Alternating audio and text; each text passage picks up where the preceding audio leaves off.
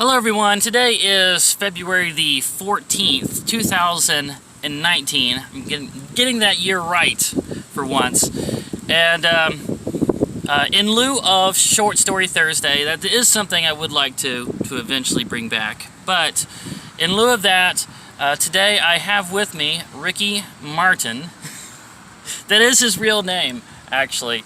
But he was Ricky Martin before the other guy, the singer, was Ricky Martin. So we'll call him the original Ricky Martin.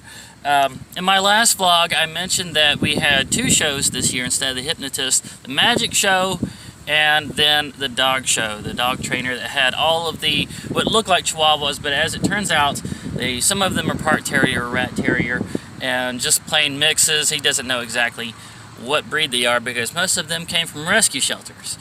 Anyway, I wanted to just come on here for a little while and get his story, find out how long he's been training dogs, what got him started, and you know, basically just his whole story. So Ricky, please enlighten us. But it's Rick Martin. I've been saying it wrong the entire intro and you didn't correct me. Well, I didn't know. Nobody calls me Ricky. Okay, so this is Rick Martin. Excuse me, Rick Martin. Right. And he's camping right next to me. Real friendly guy, easy to get along with, which is always great for a neighbor. So, tell us, Rick. Yes. How long have you been doing this this type of dog show? Well, the dog show, in the form that you see it now, since 1995. So, how many years is that? 24. 24 years. 24 years in the form you see it now.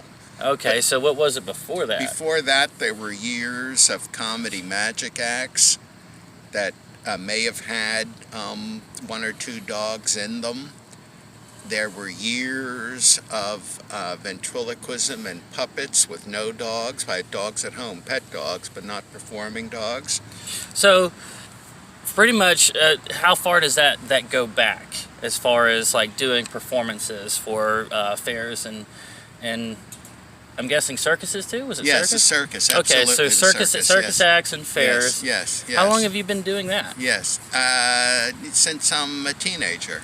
Wow, so that's pretty much all you've ever done then? Yes. Wow, that's amazing. Yes. So, whenever you've got your business out there and you're trying to get one of these fair boards to call you and hire you to come in and entertain people, how do you do that? Yes, I mail them, promo packets. I have a website that has videos, but mostly it's an agent. It's a theatrical agent that a lot of the fairs don't want to deal directly with the act. They want to book the act through an agency, and the agent will give them several. The magician, the cow milking exhibit, and mine are all represented by the same agent that he probably gave them as a package deal. He represents bands through See, now this is making more sense big theatrical agency. Okay.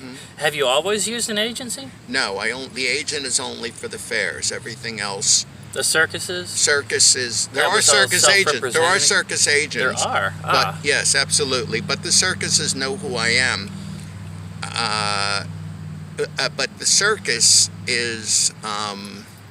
I love the circus. That's my favorite thing. But they drive too much for me, and they work too hard for me. And so what they're based in Florida, and in February they get on the road and they will drive to a site. A lot of them are indoors, like in coliseums and arenas, working in buildings, or they're putting up a big top tent. They'll do one day. The next morning they'll drive 200-300 miles. They'll set everything up. They'll do another day. The next day they'll drive, and they'll start in Florida. They'll go all the way, to Minnesota, or I don't want to drive that much. So wow, it's a lot of miles. Yes, it is a lot of miles. I stay in Florida. I'll drive, in the southeast states, but I'm not. Yeah, that's like me. I do, Georgia, Florida, Tennessee is about all I do. And then I'll branch out into the Carolinas and Kentucky and whatnot. But I don't want to have to drive to Minnesota. No, me either. And I don't No. want to drive in the bad weather either. No, you want to kind of follow the warm weather around Right. the good weather. Right. Yeah, so I don't blame. That's good. But you know, now that you're doing fairs instead of the circuses, I'm guessing that Yes. agrees with you a little better now. Well, our main thing is school shows. Oh, okay, now that makes sense. Yes. I bet the kids just love those Kids love dogs. Yeah. And we work inside, usually on a stage in an elementary school. Okay. Usually right here in Central Florida, not far from home. And we don't need the trailer and all that. We just go to the school in the van. The van's full of props and sound equipment, me and the dogs. We go to the school and we do the show. Sometimes we do 2 back to back because they can't fit all the kids in. Right. And that's actually the main part of our business is school shows. Now, this big van that he's got here, he's got a customized air conditioner attached to the back of it with its own weather shell over the air conditioner.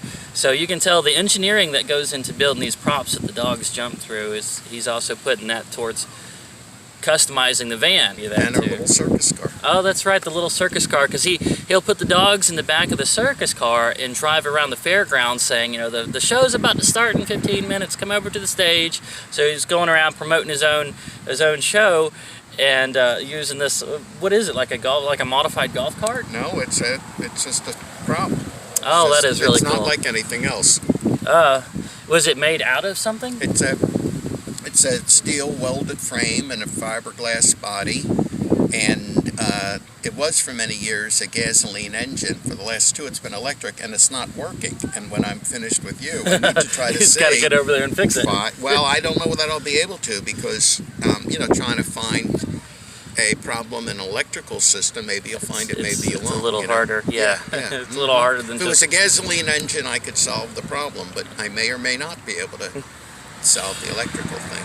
Okay, so a little bit more about the Dog Act. Now, it's amazing to me that you've gone through magic, ventriloquism, and dog training. And juggling. And juggling, wow. Sure. So you could always like blow the dust off of any of those other acts and do that again if you wanted to. Yes. That's amazing. Yes. Okay, so as far as the dogs go, and you said you've been doing that for 24, was it right? This dog years? act, the way you see it now, just 24 years. Yeah, Yes. 24 years. Different dogs. Yeah, well, of course, they don't live 24 years. No, we've got a whole bunch of good ones in doggy heaven. You've got a whole, got 6 dogs in the show right now. And so when you go about like finding a trick that you want to incorporate into the show, is it something like you're like, well, this dog is really good at jumping on stuff, so absolutely. let's give him an act that requires him to do a lot of jumping, or something like that. This dog is good at balance, let's get him to do a balancing act. Absolutely. Yeah. So it's kind of like finding their natural abilities and just enhancing it. Sure. That's great. Yeah. So is there anything else that you would like to say about the dog show that you think? Well, might be why don't you ask me how it started and how I got the idea for it? Right. How did it start and how did you get the idea for it? Well,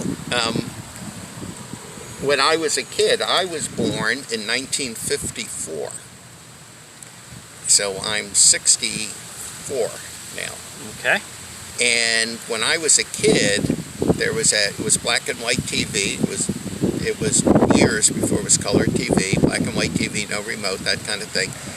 Just 3 network stations, and every Sunday night was a TV show called The Ed Sullivan Show. Have you ever heard of that? Actually, I have. Yeah, Ed Sullivan was a big deal. Everybody watched this. Yeah, he was like a late night talk show host.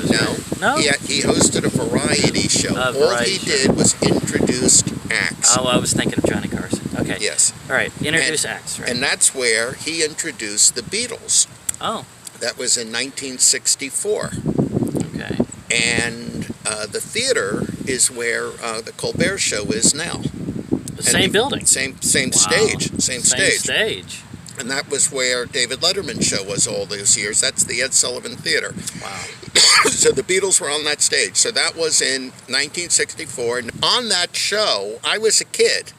In 1964, I was 10. And I thought it was cool, but I didn't really care that much about music or anything. But on that show, I watched that show because there were comedians and there were jugglers and there were magicians and every now and then an animal act, every now and then a dog act. And I saw a dog act, a comedy dog act, when I was a little kid, and I said, that's what I want to do. Do you remember the name of the act? Absolutely. Yes, it was Bob Williamson and Louie, the dog. And when YouTube came along, I had never been able to see that act, or I had to remember just what I remembered, Just which what was you could sketchy. remember, yeah. But they're all on YouTube. Oh man, wow. And so, yeah, Bob, he worked for years. There's videos of him as through the ages, when he's young Yeah. and he's older, different Louis. And anyway, it gave me the idea. All right, and as far as your act goes right now, the amazing thing to me about it is that the Cricket, the oldest dog in the act, is He's probably between 15 and 16 years old. 15 and 16 Yeah. years old. Chihuahuas, Yeah. or Chihuahua mixes, Yeah. they live a lot longer than your big Labradors Yes, right. and larger dogs. These little terriers live. I've had them live, 17 years. Yeah. Yeah. And then she's still getting around. Still, She's fine. Still jumping up She's on the podiums and stuff. Mhm. So that's great. All right, so it looks like we are now at a little over 12 minutes. So let me go ahead and bring this one to a close. And if anybody else out there has any questions for Rick, then just post it in the comment section and I'll ask him, and then on the next video I'll try and answer those questions if anybody is wondering anything about this, because this is a novelty act that you don't see often. We see a lot of magic, we see a lot of hypnotists, we see a lot of chainsaw carvers, but in a show that's entirely dogs, don't get to see that very often. So there you go. Before we go, is there anywhere that people can find you on the internet? What is your website, and where can people find videos of you? Our website is trickydogs.com. Okay, trickydogs.com. There's videos on the website. Okay, And then there is a link to the Facebook page right. and a link to the YouTube channel. Okay, so just trickydogs.com. That'll take you to everything. It'll take you to the videos, the Facebook page, all of it. Subscribe if you haven't already, and hit that thumbs up, like button. Ring the bell icon to become part of the notification squad, and I'll see you on the next episode.